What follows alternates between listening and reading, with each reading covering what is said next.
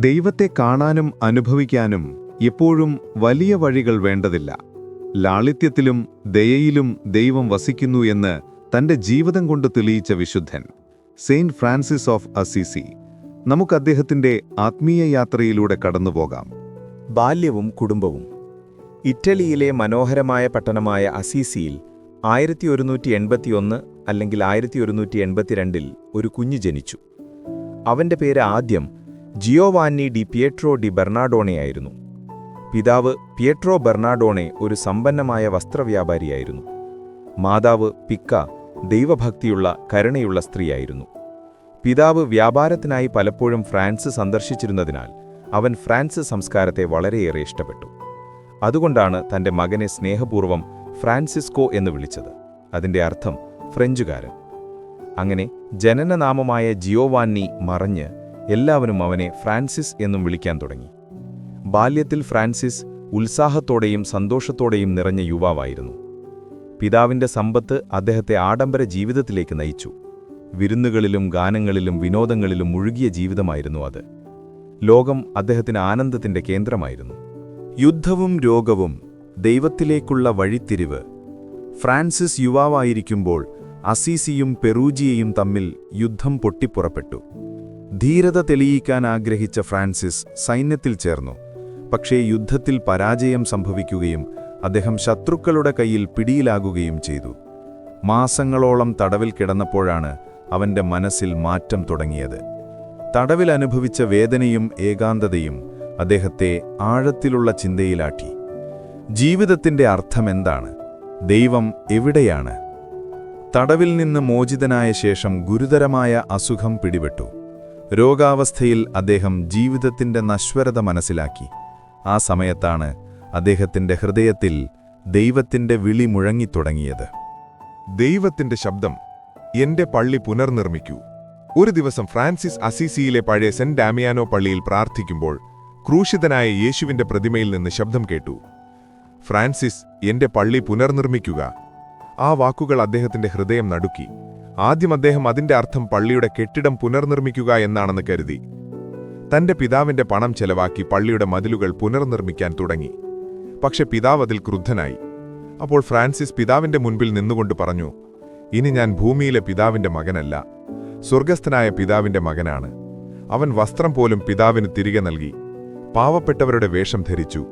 ആ ദിവസം മുതൽ ഫ്രാൻസിസ് പൂർണ്ണമായും ദൈവത്തിനു വേണ്ടി ജീവിക്കാൻ തുടങ്ങി. ദാരിദ്ര്യത്തിന്റെ പാത. ഫ്രാൻസിസ് എല്ലാം ഉപേക്ഷിച്ചു, സമ്പത്തും ബഹുമാനവും. അവൻ തെരുവുകളിൽ പാടിക്കൊണ്ടു നടന്നു, പാവപ്പെട്ടവരോടൊപ്പം ജീവിച്ചു. അവൻ ദാരിദ്ര്യത്തെ ശാപമായി കണ്ടില്ല, മറിച്ച് ദൈവത്തോടടുത്ത് നയിക്കുന്ന ദിവ്യമായൊരനുഗ്രഹമായി കണ്ടു. അവൻ പറയുമായിരുന്നു, ഞാൻ ദൈവത്തിന്റെ സൃഷ്ടികളിൽ ഒരാളാണ്, എനിക്ക് വേണ്ടത് ദൈവത്തിന്റെ സ്നേഹം മാത്രമാണ്. അവൻ രോഗികളെ സ്നേഹത്തോടെ പരിചരിക്കുകയും കുഷ്ഠരോഗികളോടൊപ്പം ജീവിക്കുകയും ചെയ്തു. ലോകം അവരെ വെറുത്തപ്പോഴും ഫ്രാൻസിസ് അവരെ ആലിംഗനം ചെയ്തു. അങ്ങനെ അവൻ യേശുവിന്റെ കരുണ ജീവിതത്തിലൂടെ പ്രകടിപ്പിച്ചു. സഹോദരന്മാരുടെയും സഹോദരിമാരുടെയും സമൂഹം. ഫ്രാൻസിസിന്റെ ദൈവസ്നേഹ ജീവിതം കണ്ടുകൊണ്ട് നിരവധി യുവാക്കൾ അദ്ദേഹത്തോട് ചേർന്നു. 1209 അവൻ തന്റെ കൂട്ടുകാരോടൊപ്പം ചേർന്ന് ഫ്രാൻസിസ്കൻ സഭാസമൂഹം സ്ഥാപിച്ചു. അവരുടെ ജീവിത നിയമം ലളിതമായിരുന്നു: ദാരിദ്ര്യത്തിൽ ജീവിക്കുക, ദൈവവചനം പ്രഘോഷിക്കുക, എല്ലാവരെയും സ്നേഹിക്കുക. പാപ്പയായ ഇന്നസെന്റ് മൂന്നാമൻ ആദ്യം ഈ സമൂഹത്തെ അംഗീകരിക്കാൻ മടിച്ചുവെങ്കിലും ഫ്രാൻസിസിന്റെ ലാളിത്യവും വിശ്വാസവും കണ്ടപ്പോൾ പാപ്പ അനുഗ്രഹിച്ചു. ഇങ്ങനെ ഫ്രാൻസിസ്കൻ ഓർഡർ ഔദ്യോഗികമായി അംഗീകരിക്കപ്പെട്ടു. ദൈവസൃഷ്ടിയോടുള്ള സ്നേഹം. ഫ്രാൻസിസ് പ്രകൃതിയെ ദൈവത്തിന്റെ ദാനമായി കണ്ടു. പക്ഷികളോടും മൃഗങ്ങളോടും കാറ്റിനോടും സൂര്യനോടും പോലും സംസാരിച്ചിരുന്നതായി പറയപ്പെടുന്നു. അവൻ എല്ലാറ്റിനെയും എന്റെ സഹോദരന്മാർ സഹോദരിമാർ എന്ന് വിളിച്ചു. അവൻ പറഞ്ഞിരുന്നു, സൂര്യൻ എന്റെ സഹോദരൻ, ചന്ദ്രൻ എന്റെ സഹോദരി, കാറ്റെന്റെ സുഹൃത്ത്. പ്രകൃതിയോടുള്ള ഈ ആത്മീയ ബന്ധം ഫ്രാൻസിസിനെ ലോകത്തിലെ ആദ്യ പരിസ്ഥിതി സംരക്ഷകനായി പലരും കണക്കാക്കുന്നു. അവൻ നമ്മെ പഠിപ്പിച്ചത് ദൈവം സൃഷ്ടിച്ച ഒന്നിനെയും അവഗണിക്കരുത്, എല്ലായിടത്തും ദൈവം ജീവിക്കുന്നു എന്നതാണ്. ആത്മീയാനുഭവങ്ങളും സ്റ്റിഗ്മാറ്റയും. ജീവിതത്തിന്റെ അവസാന ഭാഗത്ത് ഫ്രാൻസിസ് കൂടുതൽ പ്രാർത്ഥനയിലും ആത്മപരിശീലനത്തിലും മുഴുകി. ഒരു ദിവസം മലമുകളിൽ പ്രാർത്ഥിക്കുമ്പോൾ അദ്ദേഹത്തിന്റെ ശരീരത്തിൽ യേശുവിന്റെ ക്രൂസിലെ മുറിവുകൾ പോലെ മുറിവുകൾ പ്രത്യക്ഷപ്പെട്ടു. അതിനെ സ്റ്റിഗ്മാറ്റ എന്ന് വിളിക്കുന്നു. അത് യേശുവിന്റെ പീഡനത്തിൽ പങ്കുചേരാനുള്ള ദൈവാനുഗ്രഹമായിരുന്നു. അദ്ദേഹം എത്ര വേദനിച്ചാലും മുഖത്തെപ്പോഴും ദൈവസ്നേഹത്തിന്റെ തിളക്കമുണ്ടായിരുന്നു. അവൻ പറഞ്ഞിരുന്നു, സന്തോഷം ദൈവത്തിന്റെ സാന്നിധ്യത്തിലാണ്. ദാരിദ്ര്യത്തിലായാലും എനിക്ക് ദൈവം മാത്രം മതി. അന്ത്യവും പാരമ്പര്യവും.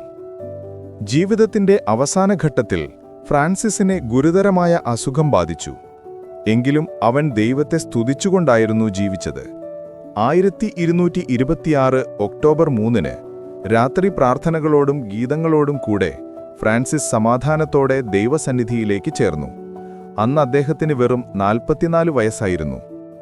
1228 പാപ്പ ഗ്രിഗറി 9 അദ്ദേഹത്തെ സന്തനായി പ്രഖ്യാപിച്ചു. ഇന്നും ലോകമെമ്പാടും ഒക്ടോബർ 4 സെന്റ് ഫ്രാൻസിസ് ഓഫ് അസീസിയുടെ തിരുനാൾ ആഘോഷിക്കുന്നു. അവന്റെ പ്രസിദ്ധമായ പ്രാർത്ഥന ലോകമെമ്പാടുമുള്ള ഹൃദയങ്ങളെ സ്പർശിക്കുന്നു. പ്രഭു, എന്നെ നിന്റെ സമാധാനത്തിന്റെ ഉപകരണമായി ഉപയോഗിക്കണമേ. വിദ്വേഷമുണ്ടായിടത്ത് ഞാൻ സ്നേഹം വിതയ്ക്കട്ടെ, അന്ധകാരമുണ്ടായിടത്ത് ഞാൻ പ്രകാശം വിതയ്ക്കട്ടെ. സെന്റ് ഫ്രാൻസിസ് നമ്മെ പഠിപ്പിക്കുന്നത് ദൈവസ്നേഹത്തിലൂടെയും ലാളിത്യത്തിലൂടെയും മനുഷ്യനെ യഥാർത്ഥ സമാധാനം കണ്ടെത്താം. പ്രകൃതിയെയും മനുഷ്യനെയും ഒരുപോലെ സ്നേഹിക്കുക, ദൈവത്തിന്റെ ശബ്ദം കേൾക്കുക, സേവനത്തിലൂടെ ദൈവത്തെ അനുഭവിക്കുക. ഇതാണ് അദ്ദേഹത്തിന്റെ ജീവിതപാഠം.